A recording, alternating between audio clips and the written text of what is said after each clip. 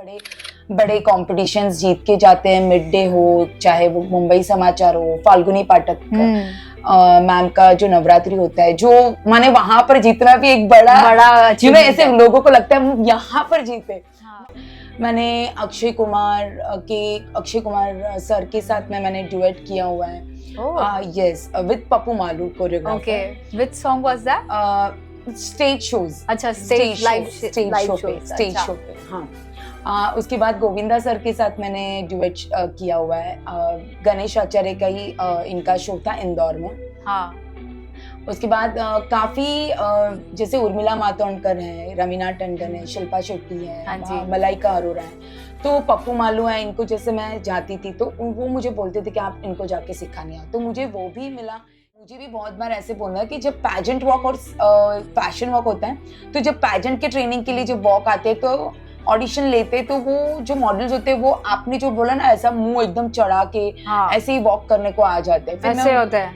Yes, फिर मैं उनको पूछती हूँ कि ये आपने कौन सा वॉक किया है, पैजेंट वॉक किया है या फैशन वॉक किया है। वहां पर जितने खेलैया माने जो प्लेयर्स होते हैं, जो प्रोफेशनली टाइप के प्लेयर्स होते हैं, वो लोगों के बीच में कॉम्पिटिशन्स होता है और उसमें से आपको प्राइज मिलना बेस्ट फीमेल प्लेयर का, it's a very big thing. Okay, so वो और एक तरह का ये एथलेटिक्स गेम जैसा ही होता है ना परफॉर्मेंस। पहले तो अगर आप रनवे वॉक कर रहे हो तो रनवे वॉक में तो आपको अपने जो ब्रांड होती है उसको दिखानी होती है।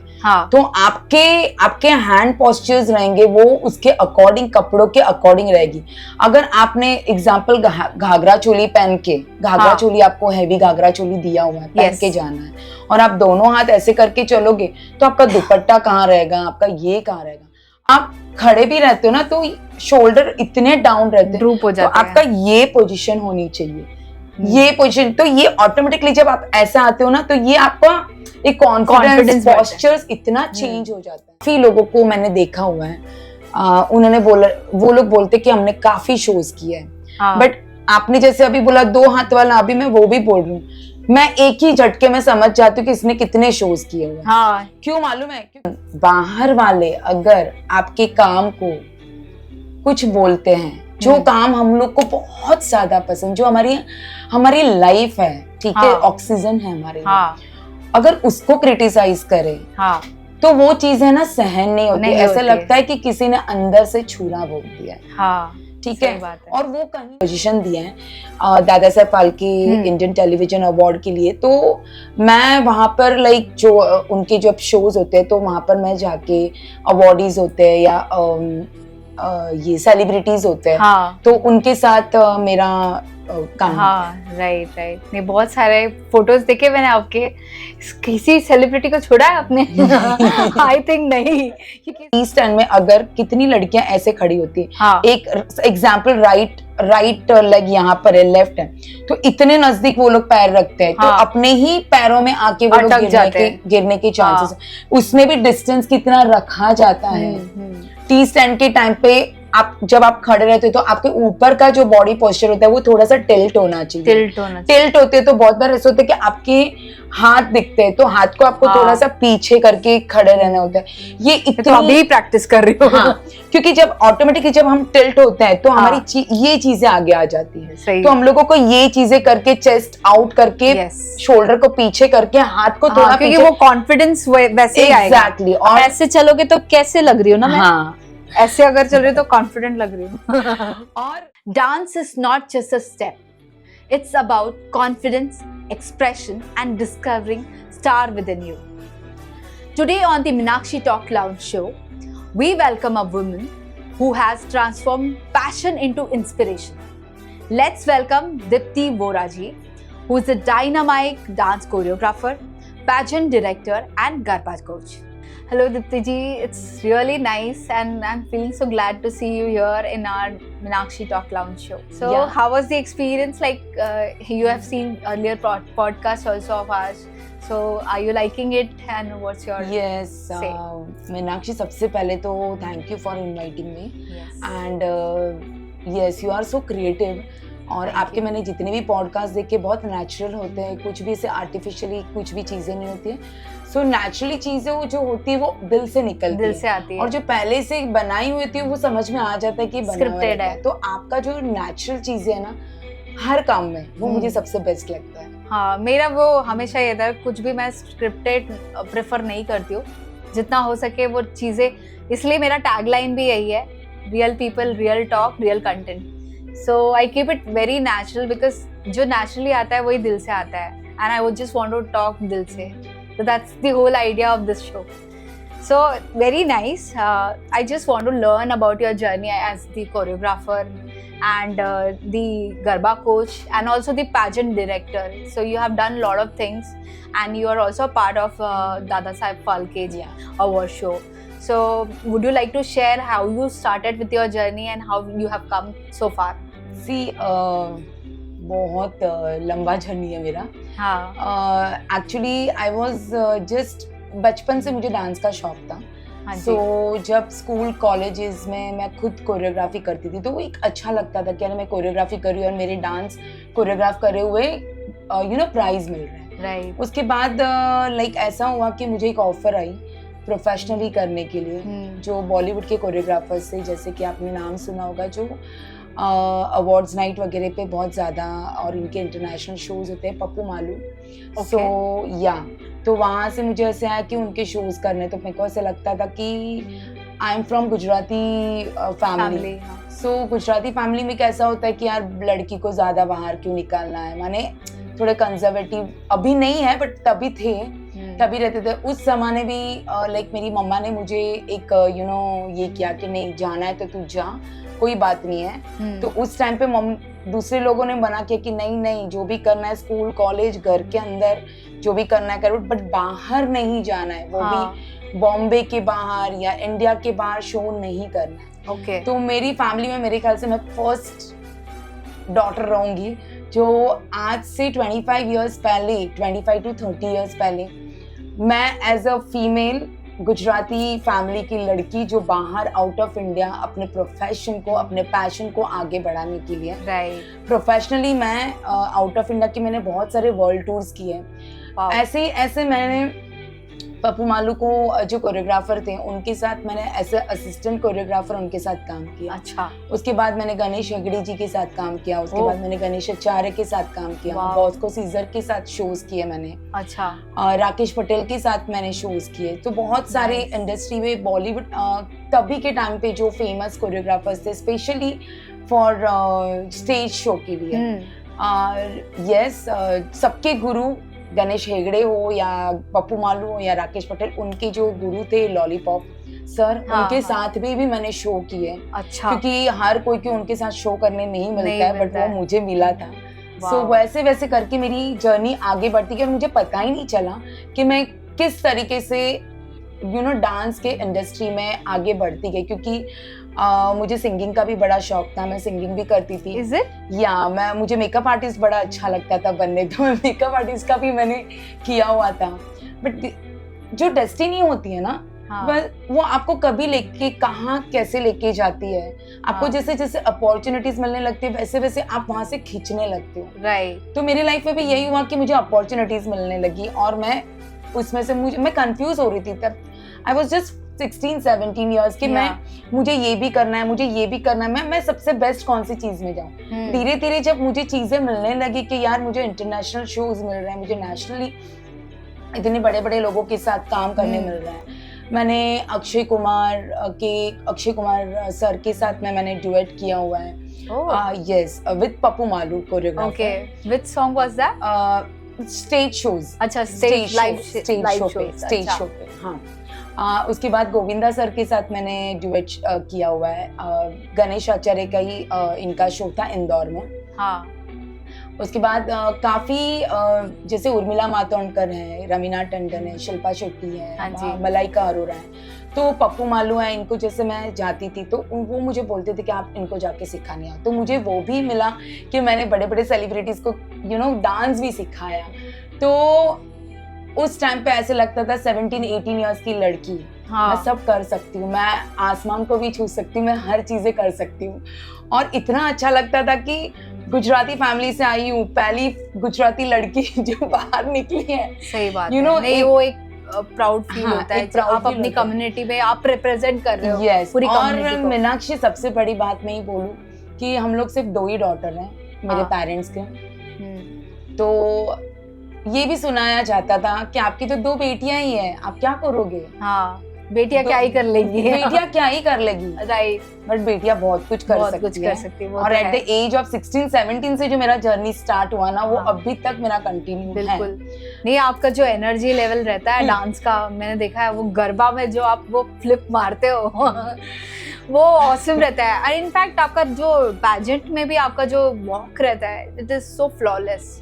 अभी मैं वॉक के ऊपर आती हूँ। हाँ यही मैं 11th में थी और हमारे कॉलेज में हमको बोलने में आया कि जिसको भी फैशन शो है, मल्हार कंपटीशन होता है, आपको या आपको पता होगा, जो मल्हार कंपटीशन होता है। Yes yes, it is so famous. Her colleges वहाँ पर जाते हैं लेके हाँ करेक्ट। अपना ग्रुप लेके, और हाँ। वहाँ पर कॉम्पिटिशन्स होती है। तो मेरा फर्स्ट ईयर ही था कॉलेज में, और बोला कि फैशन शो का ऐसा कॉम्पिटिशन मैंने है और जिसको भी ऑडिशन देना है।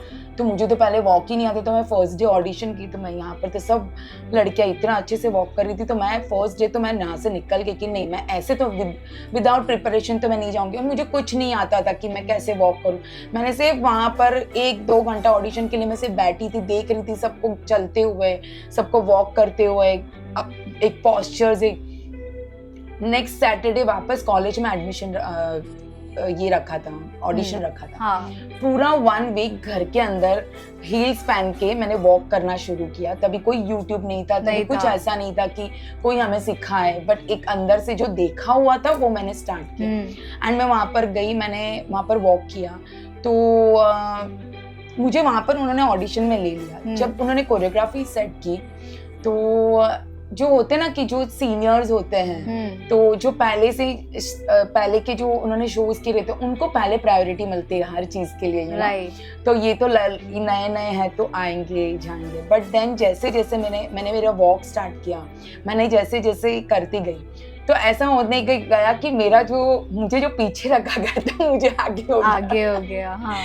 आगे हो गया। ऐसे मेरा जर्नी स्टार्ट हुआ। फिर मैं प्रोफेशनली शोज करने लगी, मॉडलिंग के फैशन शोज प्रोफेशनली करने लगी। ये बहुत सही रहता है आपका वॉक, तो मैंने देखा है और मैंने तो सीखा भी आपसे।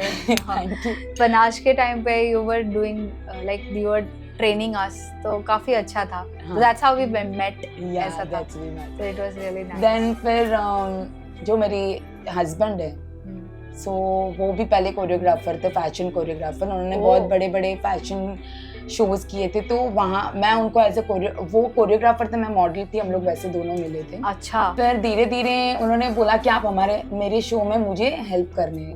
हाँ। तो ऐसे करने को मैं वहां पर, तो मुझे और एक्सपीरियंस मिला कि एज ए मॉडल तो वॉक करते हैं, but at the back stage पे कितनी सारे तामझाम होता है, म्यूजिक का तामझाम होता है, उसके पहले का तामझाम होता है, वो कैसे करना है, वो जर्नी वापस मुझे सीखने मिली। राइट। सो मैंने हर चीज लाइफ में सीखने का बहुत किया है कि मुझे जितना ऑन द फील्ड ट्रेनिंग करके आपने सीखा है। वेरी नाइस, उससे बहुत फर्क पड़ता है। क्योंकि मैं सोचती हूँ कि लोग बोलते हैं ना कि एक्सपीरियंस मैटर्स, तो जब तक खुद एक्सपीरियंस नहीं लेते ना, तब तक आप किसी के गुरु या किसी के कोच नहीं बन सकते। Yes definitely. नहीं, वो दिखता है अभी जो आपका एक्सपीरियंस है। आई थिंक कितने साल हुए होंगे आपको ये पूरे इंडस्ट्री में? More than 25+ years। ओह 25+, तो आप कितने साल के हो? ये अलग मेरी जर्नी, इनकी फिटनेस देख के तो इनकी उम्र का अंदाजा ही नहीं लग रहा है। 16 years की एज में मैंने स्टार्ट किया था मेरा जर्नी। वहां से मेरा जर्नी डांस क्या हुआ? कैलकुलेट करो। 25+। Very nice. 16 years की एज में you have maintained it really well. तो कुछ राज है आपके इस ग्लोनेस का? उसका बहुत बड़ा राज है। मीनाक्षी, आपको मैं दूसरी एक चीज, थोड़ा आउट ऑफ द बॉक्स है, बट ये राज किस कनेक्टेड ही है। हाँ। मेरी लाइफ में ना बहुत सारी चीजें, हेल्थ इश्यूज आए हुए हैं। ओके, सो हेल्थ इश्यूज में ऐसा था कि मैं बीच में जैसे कि मुझे बैक पेन का प्रॉब्लम हो गया था, क्योंकि 16 इयर्स के एज में डांस करना, तभी हम इतना ध्यान नहीं देते नीज पे डांस करना, तो वो नीज ठक ठक ठक ठक करके, तभी ऐसा नहीं बोलती थी मम्मी की नी पैड्स पहन लो, मुझे कुछ नहीं होता है। तभी तो समझ में नहीं आता बट आफ्टर सम टाइम ये चीजें धीरे धीरे इंजर्ड होने लगती है, जो हमें पता नहीं चलती। तो 2017 में मेरी बैक लॉक हो गई। मैं ना ऐसे कर पा रही थी और मुझे हॉस्पिटलाइज होने में आया। हॉस्पिटलाइज करने आया तो काफी रिलेटिव्स जब हॉस्पिटल में मिलने आए तो मुझे बोल रहे कि तेरा डांस और ये फैशन शो ना सब छोड़ दे, तुझे ये सब करने की कोई जरूरत नहीं है, क्या है तुझे पैसों की क्या जरूरत है। मैंने कुछ नहीं बोला, मैंने बोला पैसा, आई एम आर्टिस्ट, मैं आर्टिस्ट हूँ, मेरा ऑक्सीजन है, इसके साथ मैं जीती हूँ। ओके, मुझे जब ये करने मिलता है ना तो मैं और खुश होती हूँ, मैं और ब्लश होती हूँ, मैं और ग्लो होती हूँ। सो अगर ये चीज मेरे से छिन गई ना तो मैं पूरी ऐसे हो जाऊंगी, लाइफलेस फील होता है। Yes exactly, it's same thing with me, so I can relate it. तो 3 months मेरे को बेड रेस्ट बोलने में आया। अच्छा। कि बेड रेस्ट करना है आपको, कुछ नहीं, आप कुछ नहीं कर सकते हो। मेरे डॉक्टर बहुत अच्छे थे, डॉक्टर जयेश नायक।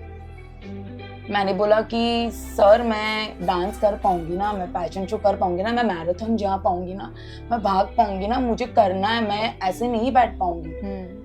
आप सब करोगे और मैं सब करवाऊंगा आपको। तो 3 months का बेड रेस्ट था, but with the meditation, affirmation, positive affirmation, body के लिए अफर्मेशन कि मैं जल्दी से ठीक हो गई हूँ, वो सब अफर्मेशन, मेडिटेशन और मेरी खुद की एक सेल्फ एक सेल्फ लव, विल पावर, उसकी वजह से 1 month के अंदर मेरा मैं संगीत संध्या वगैरह भी मैं करवाती हूँ। और मैंने जनवरी में मेरा फुल सीजन था, वेडिंग सीजन था, तो उसकी कोरियोग्राफी थी और बहुत बड़े बड़े बिग फैट वेडिंग की संगीत संध्या की कोरियोग्राफी थी। ओके।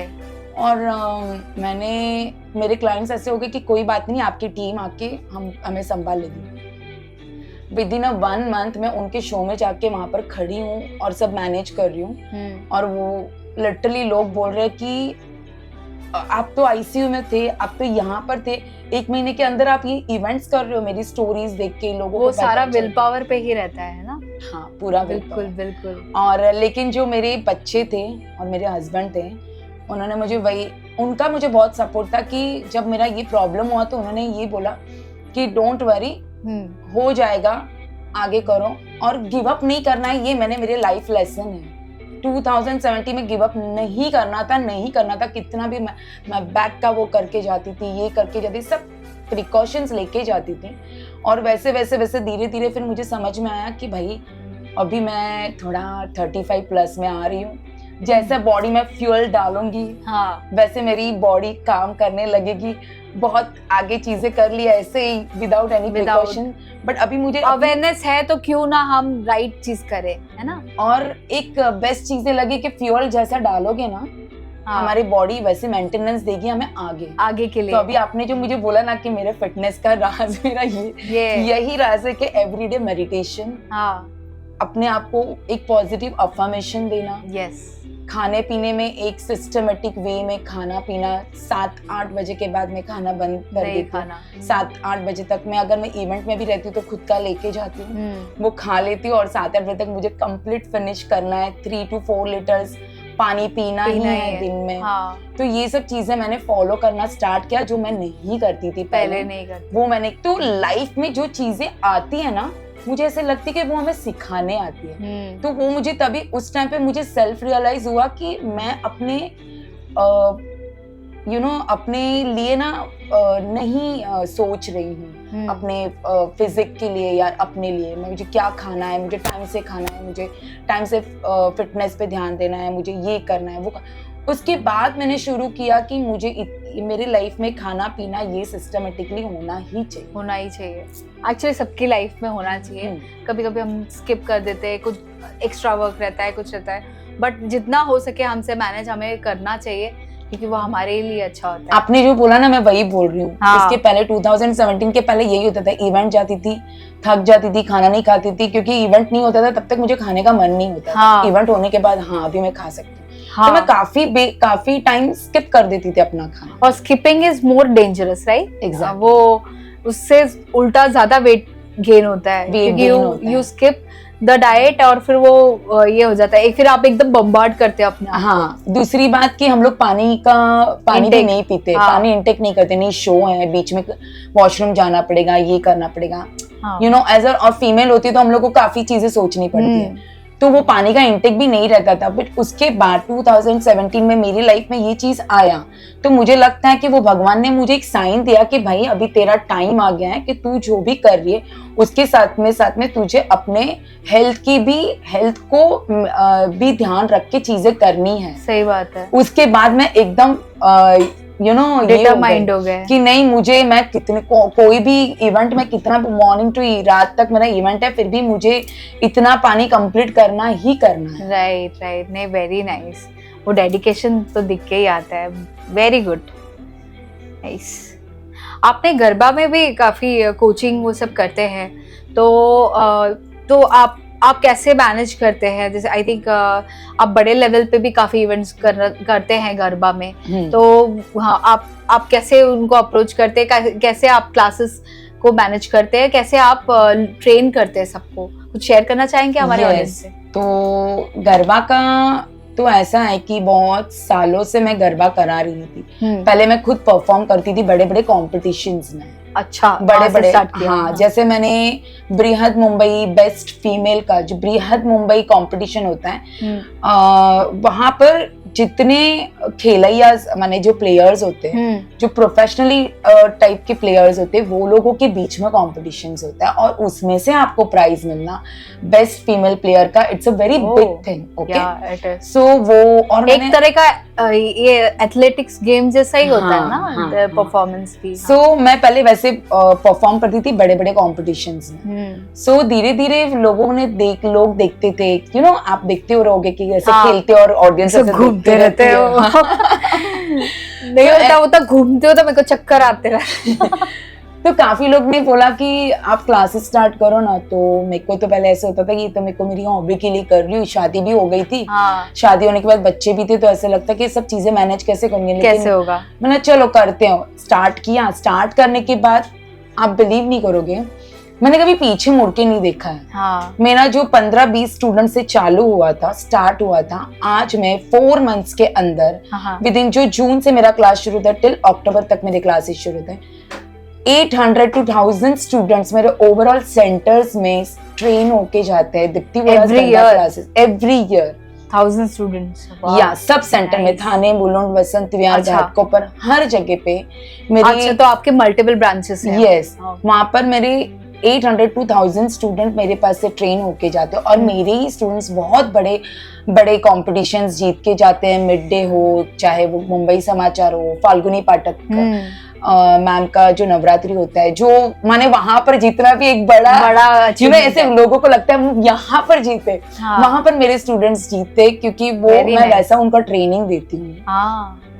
तो वो चीजें होती है। तो बस मैंने आपको बोला ना, मुझे तो ऐसे ही लगता है कि मेरी लाइफ में ना, मैंने खुद को अपने आप को एक डेडिकेशन से सोचा और एक माइंडसेट कि मुझे ये चीज करना है। तो मैं स्ट्रांगली बिलीव करती हूँ, जो स्ट्रांग माइंडसेट होता है ना, जब हम करते हैं ना, तो वो हमारी चीजें होती है। हम सोचते हैं कि मुझे मेरे क्लास शुरू करना है, मुझे इतने सेंटर्स करने, मुझे इतने लोग चाहिए, मुझे इतनी।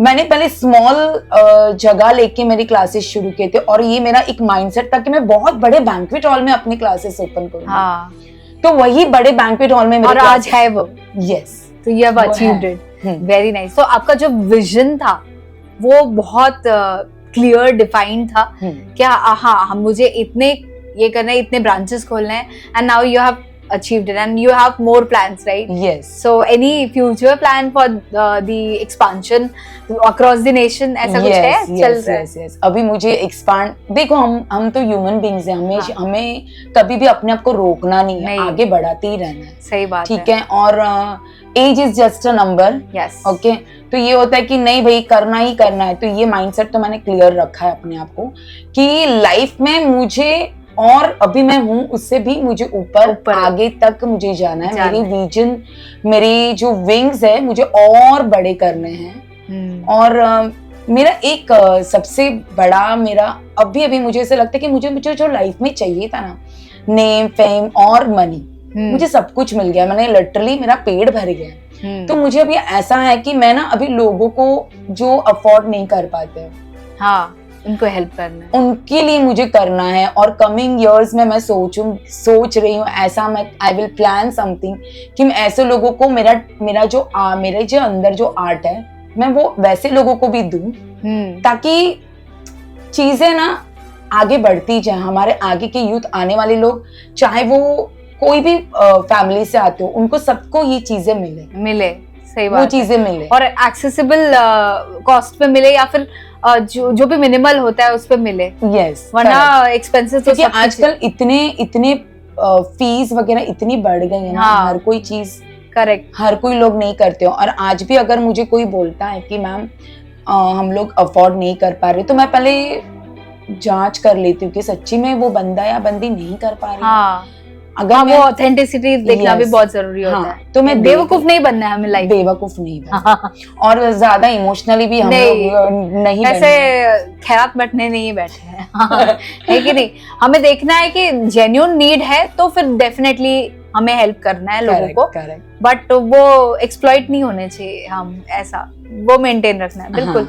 तो आपने जो दादा साहब फाल्के में आप उसमें एक पोजीशन पे है ना वहाँ पे, तो आपका क्या पोस्ट है वहाँ पर as a director, pageant director? मैं उनके शोज पहले करती थी एज अ पैजेंट डायरेक्टर। उनके शोज में दादा साहब फाल्के जब अवार्ड होते थे, इन बिटवीन वहाँ पर पैजेंट्स होते थे, मैं director, as a director, pageant director रहा वहाँ पर। उनके मैंने 5 से 6 सीजन्स किए हुए हैं। उसके बाद जो ऑर्गेनाइजर सर हैं, उनका और मेरा बॉन्ड काफी पुराना है, क्योंकि वो खुद भी एक जमाने में स्टेज परफॉर्मर ही थे। तो वहां से हमारी दोस्ती थी, लेकिन फिर बहुत सालों के बीच में वो कहीं और, मैं कहीं और, तो वो पता ही नहीं चला मैंने। बट जब उन्होंने मुझे अप्रोच किया तो उनको भी नहीं मालूम था कि मैं दीप्ति बोरा हूँ, जो शाम ऐसे बोरा बन गई हूँ। ओह अच्छा। उन्होंने तो मुझे नॉर्मल एक कांटेक्ट किया था। उसके बाद जब हम मिले तो भी ऐसे लग रहा था कि कहीं देखा हुआ। मैं तो उनको नहीं पहचान पाई, बट वो मुझे पहचान गए कि तुम दीप्ति हो ना, वही ना जो यहाँ पर ऐसे करते थे मतलब शोज वगैरह। हाँ, क्योंकि मेरा फेस लिटिल बिट थोड़ा सा चेंज नहीं हुआ है अभी भी।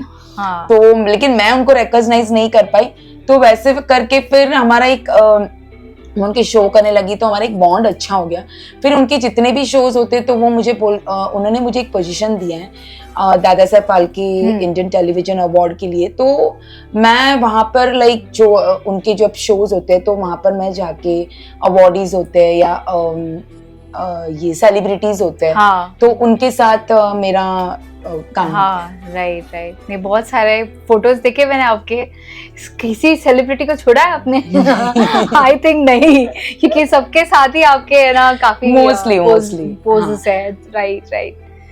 आपने अपने लाइफ में कभी कोई ऐसे चैलेंजेस देखे हैं, कोई क्रिटिसिज्म देखा है जो आप शेयर करना चाहेंगे हमारे ऑडियंस से, और आपने उससे कैसे ओवरकम किए? लाइफ के चैलेंजेस में तो मुझे ऐसे क्रिटिसिज्म और चैलेंजेस में, देखो हम अगर हेल्थ का अगर हमारी कुछ बुरी हो तो हम अपने हेल्थ को भी अच्छे से कर लेते हैं। लेकिन बाहर वाले अगर आपके काम को कुछ बोलते हैं, जो काम हम लोग को बहुत ज्यादा पसंद, जो हमारी लाइफ है, ठीक है, ऑक्सीजन है हमारे लिए, अगर उसको क्रिटिसाइज करे तो वो चीजें ना सहन नहीं होती। ऐसा लगता है कि किसी ने अंदर से छुरा भोग दिया है। ठीक है, और वो कहीं ना कहीं हमें अंदर से ना झंझोड़ देती है, तोड़ देती है। और एज ए फीमेल मेरे को ऐसा लगता है कि बहुत चैलेंजेस आते हैं अपने प्रोफेशन के लिए, कि कहीं प्रोफेशन को आगे ना बढ़ने के लिए, कि आज भी ऐसे लगता है कि एक वुमन एम्पावर आगे बढ़ रही है, तो कहीं ना कहीं कुछ ऐसे पुल करने की कोशिश अभी भी होती रहती है। पुल करते हैं।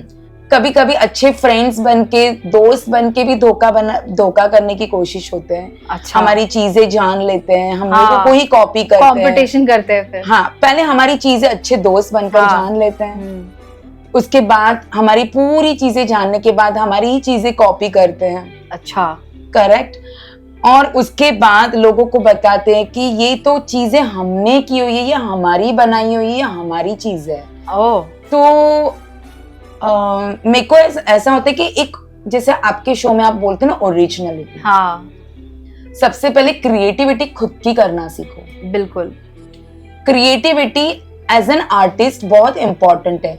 तुम किसी की क्रिएटिविटी को लेके अपना नाम ट्रेडमार्क डाल के, हाँ, तो वो मत करो, वो आपकी ओरिजिनलिटी नहीं है। हाँ, या तो फिर आप जब अपने आप को बहुत सो कॉल्ड समझते हो कि हम इतने पोजीशन पे हैं, तो मैं तो एक ही चीज मीनाक्षी बोलूंगी, तो फिर इतना जज्बा रखो कि वो क्रेडिट देना तो सीखो। बिल्कुल, क्रेडिट देना तो सीखो। ये तो बहुत जरूरी है। आप अगर किसी को से इंस्पायर हो रहे तो अच्छी बात है, बट जेलस मत हो। जेलस मत हो। सो एक चीज ये और उतना जिगरा रखो लोगों को उनकी क्रेडिट्स देने की। हाँ, बिल्कुल। और ग्रुपिज्म बना के किसी एक पर्सन जो आगे बढ़ रहा है उनको एक साथ पहले ग्रुपिज्म बनाओ, हाँ, फिर वो टारगेट बना के उसको नीचे गिराने की कोशिश करो। बिल्कुल। जब तक वो नीचे ना गिरे तब तक हम ग्रुपिज्म बना के वो पर्सन को नीचे गिराएंगे। लेकिन मैं तो ये बोलती हूँ, जो ऐसा करते हैं ना उनका खुद का ही ग्रुप टूट जाता है। बिल्कुल, ये तो सही बात है उनका, क्योंकि हम रियल हैं, हम हाँ, ओरिजिनल हैं, हम कॉपी पेस्ट नहीं करते हैं। तो यूनिवर्स, गॉड हमें साथ देता है। हाँ, ठीक है, शायद 6-8 महीना उनका पावर बढ़ जाता है, बट पीछे के 6 साल है ना, वो हमारे होते हैं। बिल्कुल, वो ग्रुप के नहीं होते हैं। ग्रुप ऐसे में आप रेडी करो, पॉजिटिविटी के लिए रेडी करो, कुछ आगे बढ़ाने के लिए। किसी को नीचे गिराने के लिए अपना ग्रुप बनाते हो, उसको नीचे गिराने लगे आप ही गिरोगे। नहीं, आप तभी किसी को नीचे गिराएंगे जब आपको लग रहा है उनसे थ्रेट हो रहा है। एग्जैक्टली। आपको लग रहा है कि भाई ये तो ग्रो कर रहा है। आज मुझे पता है, मैंने ये पॉडकास्ट अगर देखो आप तो 3-4 महीने हो गए, अप्रैल में स्टार्ट किया था, है ना। तो मैंने देखा अभी 4-5 और पॉडकास्ट चालू हो रहे हैं मेरे पास आसपास वालों में। हाँ। मैंने बोला अरे अच्छा है, इंस्पायर हो रहे तो अच्छी बात है, but just get inspired by me. Exactly. Don't compete. But आप एक तरीके से आपको भी एक प्राउड फील होता होगा। हाँ, I am inspiration for someone. Inspiration. Yes. और कोई मुझे फॉलो कर रहा है, मैं किसी को फॉलो नहीं कर रही। मैं नहीं कर रही हूँ, मैं अपने मेरी जो मर्जी में आती है मैं वही करती हूँ जो मुझे अच्छा लगता है। हाँ. तो वैसे मैं चलती हूँ, and it's good. So you should feel के हाँ ठीक है, ये I am the inspiration for them and just let go. But अच्छा लगता है कि बस कोई भी कितना भी कुछ कर ले, खुद को गिव अप नहीं करना। उसमें भी कुछ सीखना है कि कोई सामने वाला ये कर रहा है तो अपनी नियत है ना, जो हम जो नियत पकड़ के रखते हैं, एक डिसिप्लिन पकड़ के रखते, एक थॉट्स पकड़ के रखते हैं अपने लिए, गुड थॉट्स, वो गुड थॉट्स से पकड़ के रखो और उनको जो करना है करो, करने दो। सिर्फ फोकस अपने काम पे करो, क्योंकि उनको यही होता है कि हमें सिर्फ अपना बेटर वर्जन दिखाना। क्योंकि हमारे जो होते हैं उनको क्या होता है कि हम ऐसे करेंगे तो वो टूटेंगे, उनका फोकस अपने काम से हट जाएगा और कहीं ना कहीं वो लोग ये हो जाएगा। तो मुझे यही लगता है, कोई दुनिया गई, जिसको जो करना है, पीछे से जो बात करना है, बोलना है, करने तो सिर्फ फोकस अपने काम पे करो, अपने विजन पे करो, दैट्स इट। सही। और अच्छे लोगों के साथ, पॉजिटिव लोगों के साथ ही अपने आसपास रखो। यस। और धीरे धीरे कैसे होता है कि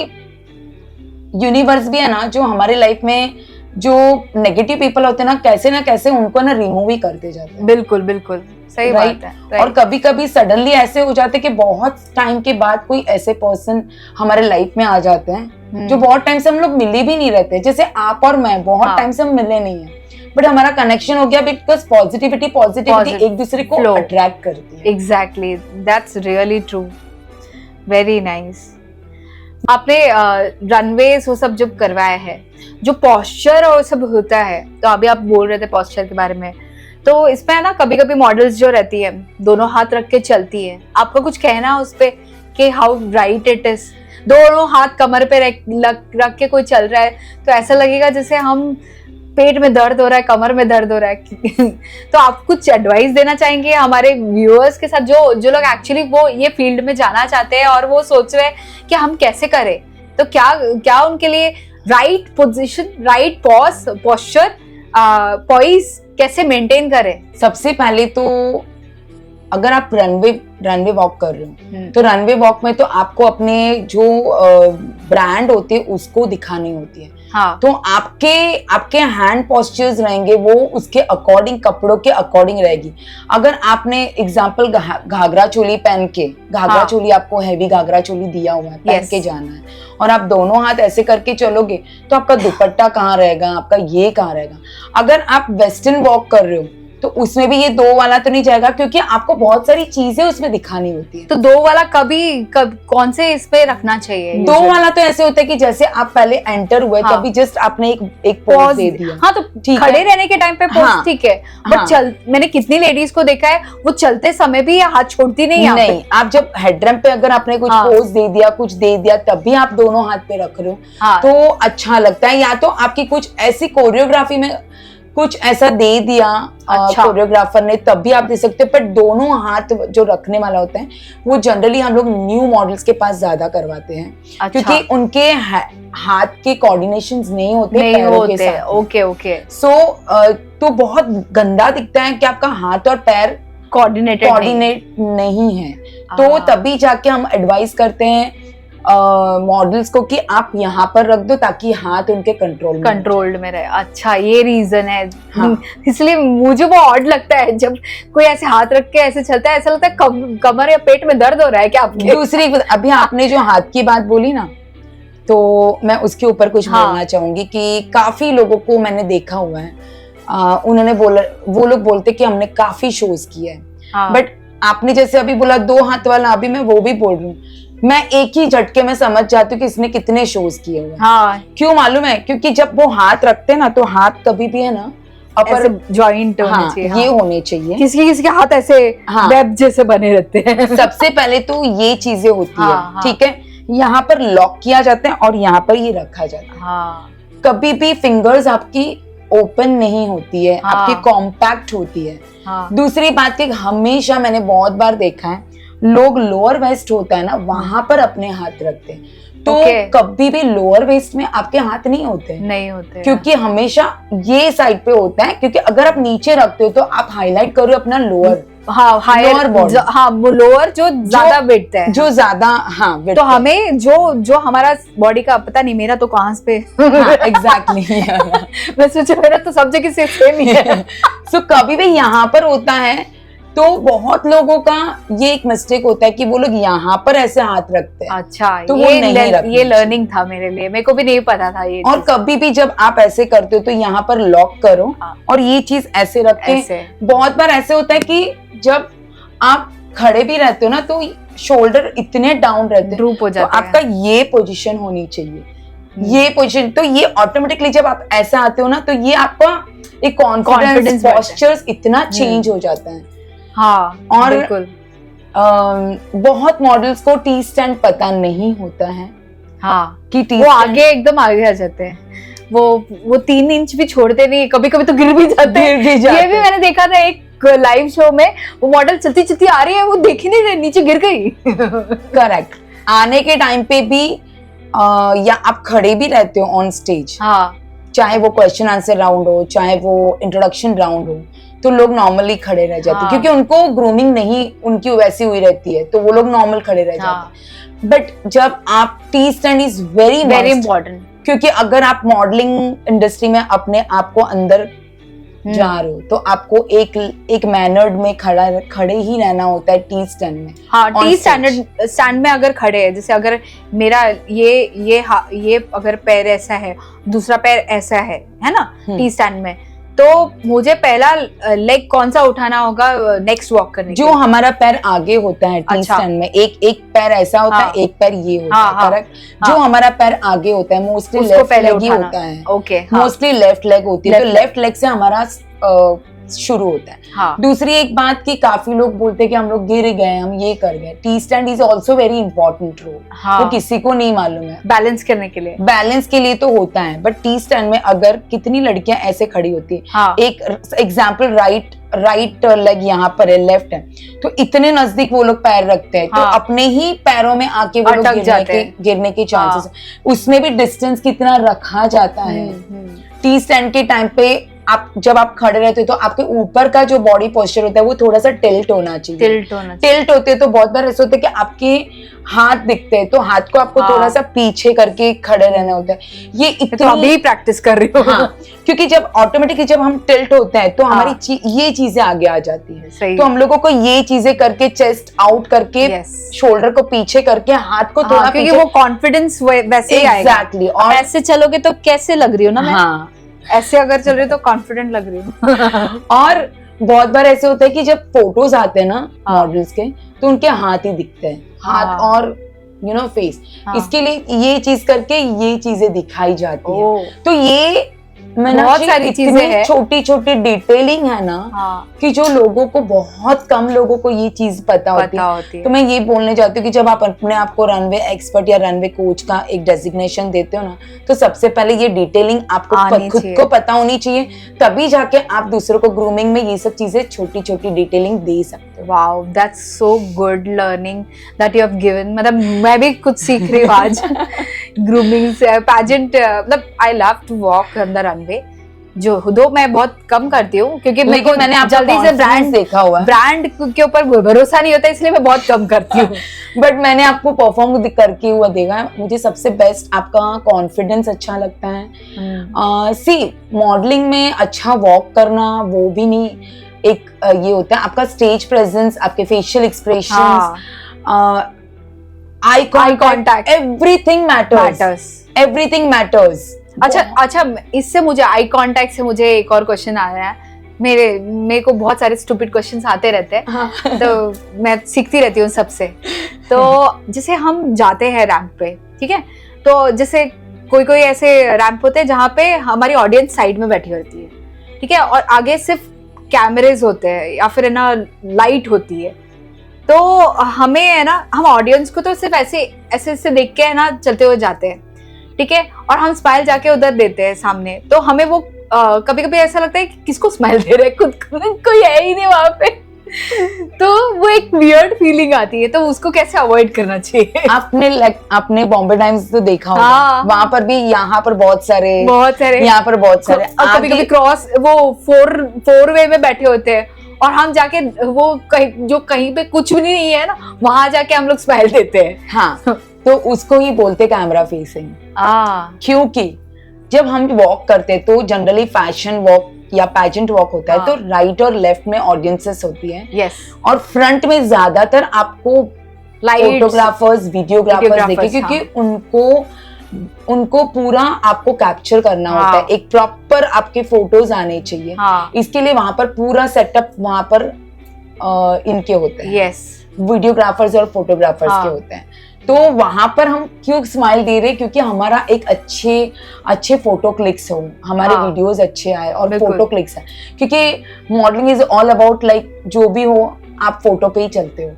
क्योंकि अगर आपको कोई ब्रांड भी बोल रहा है कि प्लीज मैम आप अपना प्रोफाइल भेजो, आपके फोटोज भेजो, तो हमें फोटोज ही भेजने रहते हैं। और उनको भी, जो ब्रांड होती है, अगर उनको भी अपना कोई मार्केटिंग के लिए चाहिए होते, उनको भी ऐसी मॉडल्स चाहिए होती है जो एकदम exactly from top to bottom.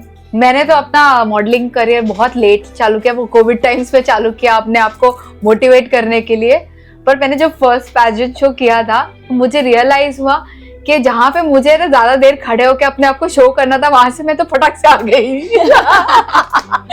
मैं इतनी नूब थी ना, मुझे पता ही नहीं था कि हेड रैम्प पे है ना 3 सेकंड के लिए वेट करके आना। करेक्ट। जैसे हेड रैम्प पे लोगों को देखा, मैं फटाफट मुड़ के चली गई, मेरा फोटोज ही नहीं आया। हाँ, उसका रीजन था कि फोटो से मेरा आर्म्स आ गए। करेक्ट। अभी आपने बोला ना आर्म्स आ गए, ये आ गए, तो ये दिस इज ये रियलाइजेशन मुझे अभी हो रहा है कि ये मैं कैसी गधे जैसी वहां पे जैसे ही लोगों को देखा टर्न हो गई। तो ये वेरी गुड क्वेश्चन, मुझे बहुत अच्छा लगा। ये पॉइंट मुझे बोलना है। मतलब मैं अपने जो फ्लॉज है ना वो भी एकदम बिंदास बताती हूँ, इट्स नॉट मतलब आई डोंट शाई, जो हर कोई नहीं करता है, हर कोई नहीं करता। सो ये बहुत अच्छा क्वेश्चन था कि बहुत लोग है ना, यही होता है कि आगे जाते हैं ना तो वहां से फटाक करके निकल जाते हैं। हाँ। तो हम लोग वही बोलते हैं कि जब मैं ग्रूमिंग करवाती हूँ तभी मेरे मॉडल्स को खास मैंने पर्टिकुलर बोलती हूँ कि आप जब हेड रैम्प जाओगे 3 सेकेंड ईच पोज, हाँ, and minimum you have to give 2 to 4 poses, क्योंकि वहां पर आपको फोटोज कैप्चर होने वाले हैं। जब आपको कैप्चर करना होता है तभी आपको आगे भी देखना है, आपको साइड भी देखना है, आपको लेफ्ट में भी देखना है। वो 3 सेकंड में आपको बहुत सारी चीजें करनी भी होती है ताकि जो कैमरामैन होता है वो आपके फ्रंट फेस भी देखो, आपको साइड फेस भी। एग्जैक्टली जब आप 3 सेकंड में आप कर रहे हो, आप ऐसे खड़े हो या आप ऐसे खड़े हो, हाँ। आपने यहाँ पर भी देखा, आपने ये भी देखा, आपने ये भी देखा, तीनों साइड आपके फेस के उसको कैप्चर करने मिल गए और आपको अपने पोजेस मिल गए, फोटोज मिल गए तीनों साइड। तो ये 7 साल में मैंने ये चीज सीखी, अभी थोड़ा थोड़ा आता है मुझे कि हाँ नहीं, ये जाके वहां पे पोज देना होता है तो रुको, थोड़ा सब्र करो। हेडरैम्प पे हर मॉडल के लिए आगे हेडरैम्प पे जाओ तो ईच पोज 3 सेकेंड और minimum you have to give 2 to 4 poses, not more than that. अब 5 6 टू मच लगेगा, इतना नहीं देना होता। एक मुझे याद है, एक बहुत फनी सीन हुआ था, वो एक शो चल रहा था, वहां पे वो एक I model, she did very well, she was walking like बोलते हैं कैट ही जैसे चल रही हो वैसी वॉक कर रही, she did so well and suddenly she got so overexcited, उसे टर्न मारा and she fell। हाँ, okay। तो मुझे सॉरी, पहला हमारा इंस्टिंक्ट हंसना ही होता है। करेक्ट जब कोई गिरता है, भले ही हम it's not a good thing but एक हंसी आती है ना, and but she was doing really well, इतना जोर कर उसने 12 किया कि वो गिर गई ऐसा। तो ये क्या बोलेंगे इसको, ओवर कॉन्फिडेंस बोलेंगे? ओवर कॉन्फिडेंस नहीं बोल सकते। बहुत बार कभी कभी ऐसे होता है कि शूज की ग्रिप अगर हिल जाती है, बिकॉज शूज बहुत मैटर करते हैं। तो जब मैं ग्रूमिंग करवाती हूँ उस टाइम पे सबसे पहले मैं बोल देती हूँ कि एकदम नए शूज आप मत लेके आना। अच्छा, नए शूज कभी भी शो के दिन नहीं पहनने होते। अच्छा, शो 15-20 बार आपने वो शू पे वॉक किया हुआ रहता है, 15-20 डेज 25 डेज, तो वो कैसे सोल है ना थोड़ा स्मूथ हो जाता है। और ऊपर से भी जो हमारी फिटिंग होती है शू की फिटिंग, वो हमारा पैर का शेप प्रॉपर ले लेती है। और ग्रिप एक अच्छे से समझ में आ जाता है कि इसका ग्रिप अभी अच्छा गया, वो आपको भी समझ में आ जाता है और शूज को भी हमारी एक हैबिट हो जाती है। बिल्कुल, तभी जाके बहुत बार ये चीजें कभी होती है, या तो उसकी शू बहुत ज्यादा नहीं रहती है, वो ट्वेल करने जाती है और वो ट्वेल करने के नीचे का जो इंसोल होता है वो नया होता है, तो वो जल्दी से थोड़ा घिसा हुआ नहीं रहता है। तो वो कारपेट को या जो भी नीचे तो उसको पकड़ लेता है और वो चीजें गिर जाती है। और बहुत पुरानी हो, अच्छा, तो जिसके निकल भी जाते हैं, जिसकी हिल्स जैसे हिलती रहती है और उसकी फिटिंग बहुत लूज हो गई हो, वैसी हो गई हो, तभी जाके ये चीजें होती है। क्योंकि आप जो मॉडल की बात कर रहे हो कि बहुत कॉन्फिडेंटली वॉक कर रही थी, she was walking so beautifully, वो इतना तो उसने जो नहीं, बट वो एटीट्यूड इतना दिखा रही थी ना, तो मुझे हंसी, सॉरी बट मुझे हंसी इसलिए आई कि ये बहुत ज्यादा एटीट्यूड गिर गई। ये भी हो सकता है कि या तो फिर उसने जो ये देखो ये दो ओवर एटीट्यूड, और थर्ड ये कि ओवर बहुत ज्यादा वो ओवर एक्साइटेड हो गई होगी अपने परफॉर्मेंस दिखाने के लिए, और उसने बहुत ज्यादा फास्ट उसने सर्कल लिया होगा, बहुत ट्वेल कर लिया होगा, और फिर वो उसका बैलेंस ना रह के वो गिर गई होगी। तो ज्यादा इतना ओवर कॉन्फिडेंस भी मत दिखाओ कि आप खुद ही गिर जाओ। हाँ, राइट, ये क्योंकि जब आप ट्वेल करते हो ना तो बहुत चीजें संभाल के लेनी होती है, बहुत।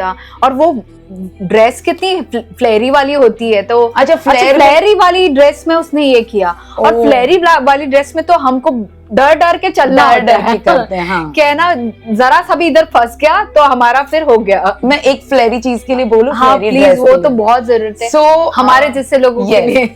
वापस मैं वही बोलूंगी, जब बहुत फ्लेरी गाउन्स होते हैं या लहंगास होते हैं, तो जनरली मैं मेरे मॉडल्स को बोलती हूँ आप फुटबॉल वॉक करो। बोलो क्या होता है फुटबॉल वॉक? क्या होता है?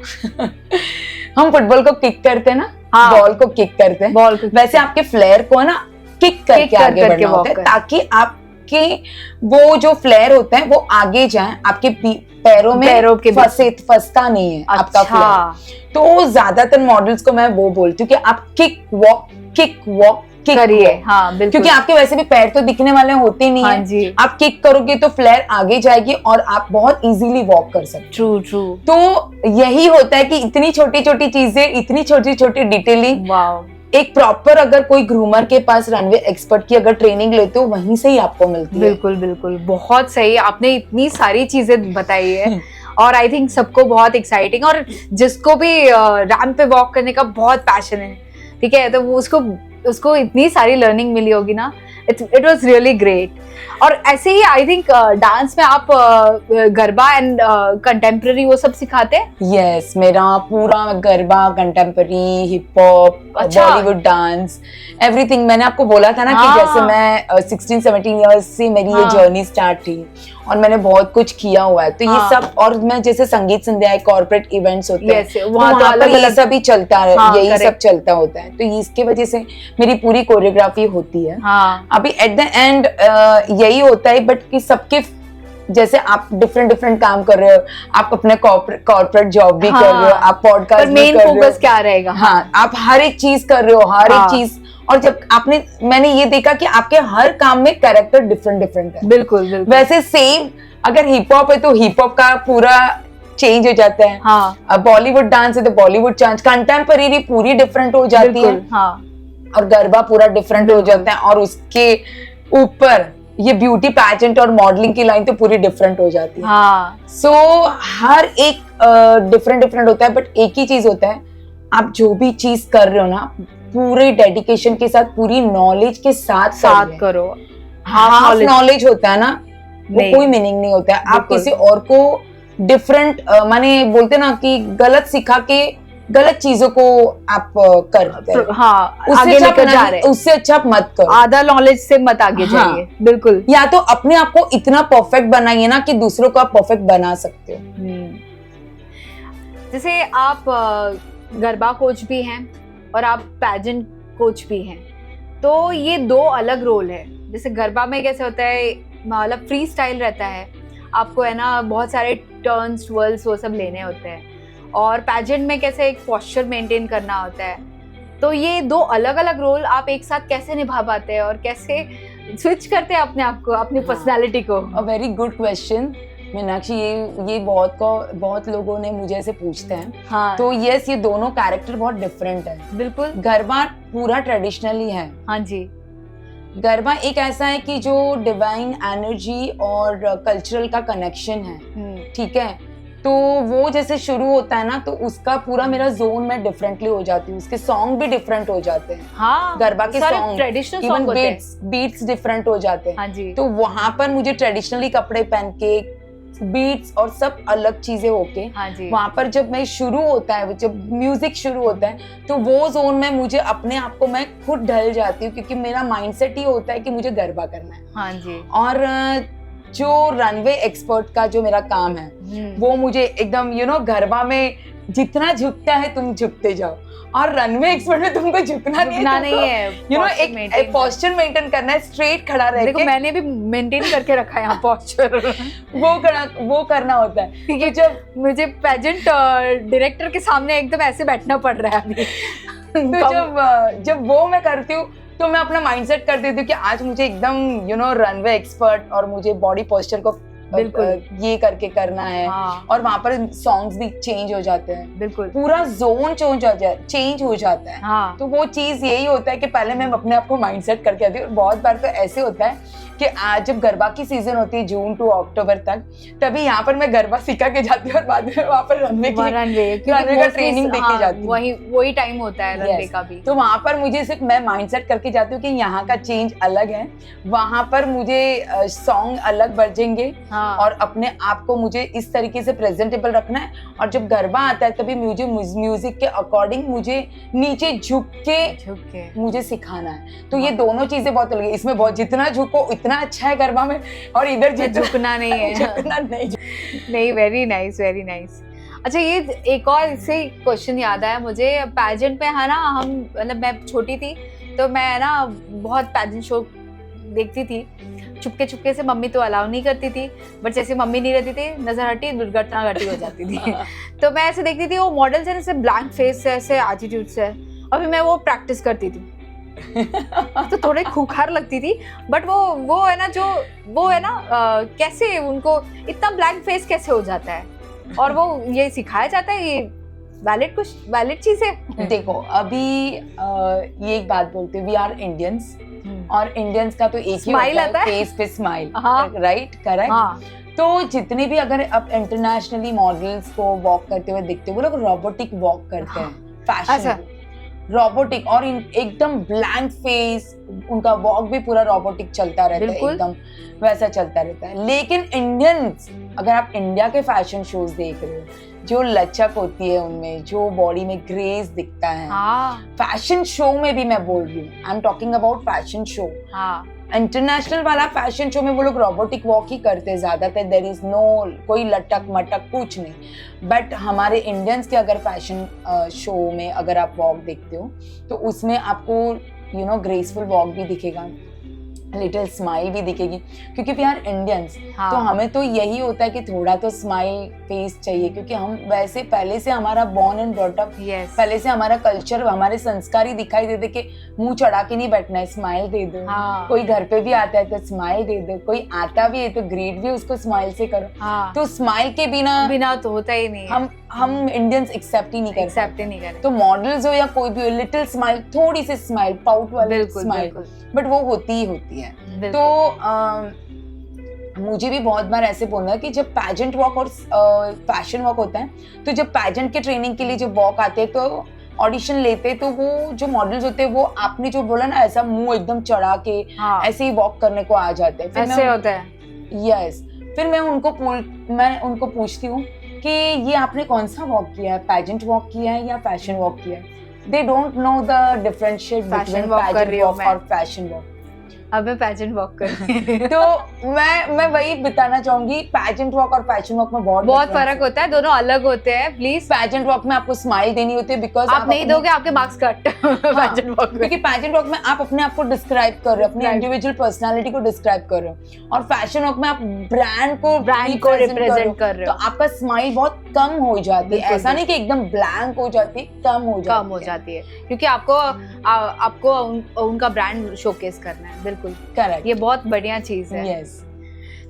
चलिए, हम अभी एंड ऑफ द शो पे आ रहे हैं। कुछ मैसेज आप हमारे व्यूअर्स के साथ शेयर करना चाहेंगी, जो आपको लगता है कि इनको पता होना चाहिए और ये इंडस्ट्री में ग्रो करने के लिए उनको हेल्प करेगा? एक ही चीज मैं बोलूंगी, चाहे वो कोरियोग्राफर हो, चाहे वो मॉडल हो, चाहे वो जो भी करो ना, प्योरली डेडिकेशन से करो। कोई भी काम एक डेडिकेशन, पॉजिटिव माइंडसेट और डिसिप्लिन से जो भी करना है वो एक करो, और अपना एक विजन बना लो कि मुझे ये विजन में से ही काम करना है।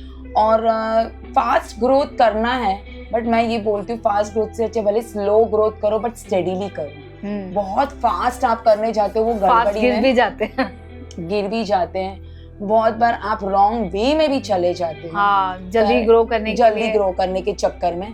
तो किसी के दिखावे पे मत जाओ कि वो उसने इतना फटाफट ग्रो कर लिया तो मुझे भी उसके कंपटीशन में। मैं बोलती हूँ कंपटीशन किसी और को मत बनाओ, कंपटीशन अपने आप को बनाओ कि मैं अपना बेटर वर्जन कितना अच्छा कर सकती हूँ। जस्ट कॉम्पिट योरसेल्फ, नॉट बहुत सही, किसी और के साथ कंपटीशन के चक्कर में आप गिरने ही वाले। हाँ, उस चक्कर में बहुत सारे लोग गलत रास्ते में चले जाते हैं। गलत रास्ते में, क्योंकि उनका फोकस क्या होता है मालूम है, उसने क्या किया मुझे वही करना है, और जब जीतना है कैसे भी करके, तो मैं भले मुझे उसके लिए क्या भी कॉम्प्रोमाइज करना पड़े। तो आप उसमें क्या करते हो, आप किसी और का माइंडसेट अपना माइंडसेट बना देते हो। आप अपना माइंडसेट बनाओ, तभी जाके आप प्रॉपर वे में जाओगे। बिल्कुल, आपको वो चीज ऑटोमेटिकली वैसे ही अट्रैक्ट करेगी, आपको डेस्टिनी वैसे ही लेके जाएगी। अगर आप किसी और को कंपटीशन बना के उसका माइंडसेट आप ले रहे हो, तो आप उसके वे में ही जाओगे। बिल्कुल। तो बेटर क्यों आप अपने वर्जन को नहीं आगे लेके जा रहे हो? राइट। सो मैं स्पेशली मॉडल्स लोगों को, मैंने काफी लोगों को देखा है, उसको तो इतने ब्रांड मिल गया, उसको तो इतने शोज मिल गए, उसको तो ये हो गया, वो उसका हार्ड वर्क था। आप अपना माइंडसेट बनाओ और फास्ट ग्रोथ से बेटर स्लो एंड स्टेडीली जाओ, जो लॉन्ग टर्म पे आप कर सकते हो। क्योंकि देख मैंने बहुत लोगों को, मुझे तो ये इंडस्ट्री में इतना टाइम हो गया, कितने मॉडल्स आए और पटक करके 2 साल के बाद, 2 साल तो उनको मैं ऐसे शोज देखती रहती हूँ, इतने शो के तीसरे साल में उनको देखती ही नहीं हूँ। उन लोगों के पोस्ट बंद हो जाते हैं, सब चेंज हो जाता है, शॉर्ट टर्म ये रहता है, विन रहते हैं। हाँ, ऐसे नहीं, धीरे धीरे ग्रेजुअली आप सीख के आगे बढ़िए। धीरे धीरे बनी हुई चीज होती है ना, वो नींव उसकी ज्यादा स्ट्रांग होती है। तो वैसे ग्रो हो जाइए, एकदम जल्दी से रातों रात आपको वायरल होना है ऐसा नहीं है। बिल्कुल, बहुत सही मैसेज है। चलिए हम अपने फन पार्ट पे जाते हैं, क्योंकि काफी हमने डिस्कशन कर लिया, पैजेंट भी डिस्कस कर लिया, गरबा भी डिस्कस कर लिया, what not, and I think हमारी कन्वर्सेशन एंड ही नहीं होगी क्योंकि ये बहुत फैसिनेटिंग लगता है मुझे ये एरिया। चलिए हम थोड़े से क्वेश्चन फटाफट आप आंसर दे दीजिए उसके। हील्स और स्नीकर्स? हील्स। म्यूजिकलिटी और रॉ इमोशंस, आपको क्या पसंद है सबसे ज्यादा? Raw emotions. कंटेम्प्ररी और hip hop? Contemporary. Hardest dance style to teach us? मुझे पता नहीं, कभी चैलेंजिंग नहीं लगा है, क्योंकि मैं वो चैलेंज को भी एक्सेप्ट करके आगे बढ़ने में मानती हूँ। मुझे ऐसा लगता है कि हर कोई सीख सकता है, सीखने वाले में वो चीजें होनी चाहिए कि मुझे सीख के जाना ही है, और सिखाने वाले में ऐसा होता है कि मुझे तो इसको सिखाना ही है कैसे भी करके। हाँ, right. Worst habit a dancer can have in the studio? Worst? हाँ, मुझसे नहीं हो रहा है, मैं नहीं कर पाऊंगी, मैं थक गई हूँ, मेरे नहीं पैर चल रहे हैं, मेरे घुटने दर्द हो रहे हैं और दूसरे दिन आके बोलेंगे आज तो मेरा हाथ भी पेन हो रहा है, मैं हाथ का कैसे करूँ? हाथ नहीं, प्लीज मत करिए, ऐसे एक्सक्यूजेस मत दीजिए, भले ही थोड़ा थोड़ा करिए बट करिए। हाँ, थोड़ा डांस करिए। Yes, keep dancing. I always, मतलब आई एम तो म्यूजिक चला, बस म्यूजिक मैंने आपका देखा हुआ है म्यूजिक चला नहीं कि मैं ढिंचड़ी मैंने आपका देखा हुआ है, और आप है ना, मैंने आपका देखा हुआ है, आप डांस को एंजॉय करते हो। हाँ, मैं दुनिया के बारे में नहीं सोचती हूँ, आई एम लाइक, वो एक मुझे ना अलग वर्ल्ड में लेके जाता है। वो मैंने देखा हुआ है, taking me to another universe. Dance choreographer, हाँ, मैं ना जब भी कोई डांस करता है ना, तो मुझे वो चीज दिखाई देती कि ये कंपटीशन के लिए कर रहा है, ये अपने आप को बहुत दिखाने के लिए चीज कर रहा है, या ये रिलेट कर रहा है डांस एंड म्यूजिक को, उसके लिए वो उसमें से डांस निकल रहा है। और आप है ना, जब भी मैंने आपका वो मेरे लिए उस तक पहुंचने का जरिया है, वो मैंने आपका देखा हुआ है। आप जब भी डांस करते हो ना, तो आप अपने उसमें जोन में डांस करके जो एंजॉय करते हो ना, तो मैं तो बोलती हूँ कि ये the best feeling. That's the best. आप है ना डांस मेडिटेशन करते हो। Yes, it's a meditation for me. लोगों को लगता है ये क्यों इतना, इसको करंट क्यों लग गया इतना, but it is like connecting to God. But आपको पता है ये चीज मेरे में भी है। हाँ जी, मैं जब डांस करती हूँ ना, म्यूजिक बजता है, नहीं वो मैंने देखा है, इसलिए हम लोग इतने एक्साइटमेंट से ये चीज डिस्कस कर पा रहे हैं, क्योंकि वो एनर्जी म्यूचुअल है, हमारी म्यूचुअल है, तो गॉड से कनेक्ट होते हैं हम। तो dance and music is something which is the meditation for me. It is a treatment to me कि मुझे कुछ प्रॉब्लम हो गया है तो फर्स्ट हील्ड हो जाऊंगी। Yeah, exactly. See goosebumps. Yes. See, words have so much of power. Words are नहीं, गॉड को कनेक्ट करते हैं, वही मेरा मेन फंडा है, और मैं बिंदास करती हूँ। ये आपकी जो फीलिंग है ना, सेम फीलिंग मेरी है। बहुत बढ़िया, बहुत मजा आया। अब हम बनते हैं हमारे सेकेंड गेम पार्ट पे। अभी हम आप इसमें से 3 कार्ड्स उठाएंगे, और इसमें जो आएगा ना, उसका साइकोलॉजिकली आपको क्या फर्स्ट फीलिंग आती है वो आप बताएंगे। आप इसमें से उठाइए। एक ही लूं? नहीं, 3 कार्ड्स उठा लीजिए, और मैं आपको रीड आउट कर लूंगी ताकि ऑडियंस को भी पता चले। हाँ, ठीक। When you are a cast DJ and there is a 0.05 second left in the song, but you haven't found the next banger, which one to choose? So what will be your next expression? But obviously मैं cover up कर दूंगी और मैं खुद गाना गाने लगूंगी, तब तक मैं रेडी कर दूंगी कि मुझे दूसरा सॉन्ग कौन सा बिठाना है। बिल्कुल। When the light turned green 0.01 seconds ago and the guy behind you is already beeping, what is your next? गाली दोगे उसको? नहीं, मैं गाली नहीं दूंगी। मैं तो दे दूंगी। मैं उसको बोलूंगी भाई तुझे बहुत लेट हो रहा है ना, जा आगे जा, आगे बढ़ो, जा आगे जा। अच्छा, ये है ना, कुछ विजुअल्स है, इसमें भी ऐसे ही नॉनसेंस कुछ रहेगा। 3 कार्ड? एक ही। आप तो मेरे को ना टैरो कार्ड का फीलिंग लेके आ रहे हो। हाँ, इसको देख के आपको क्या फीलिंग आ रही है? पहली वाह, कि मैं मस्त हाथ में मोबाइल दिखाओ। लेके बैठी हूँ हाँ, और मुझे रिलैक्स करना है थोड़े टाइम, क्योंकि बहुत ज्यादा स्केड्यूल बिजी रहती हूँ, तो थोड़ा अपने लिए मी टाइम निकालूं। Me time. वेरी नाइस, बहुत मजा आया आपके साथ में, हमने बहुत एंजॉय किया और हमने बहुत सारे क्वेश्चंस मेरे थे जो काफी क्लियर हो गए और सबके लिए क्लियर हो गए, तो very nice. And I think हमारा लास्ट रिचुअल है, हम आपका ऑटोग्राफ चाहेंगे हमारे with some good words for us, हमारे मोटिवेशन के लिए, और हम इसे यादगार बना के रखेंगे।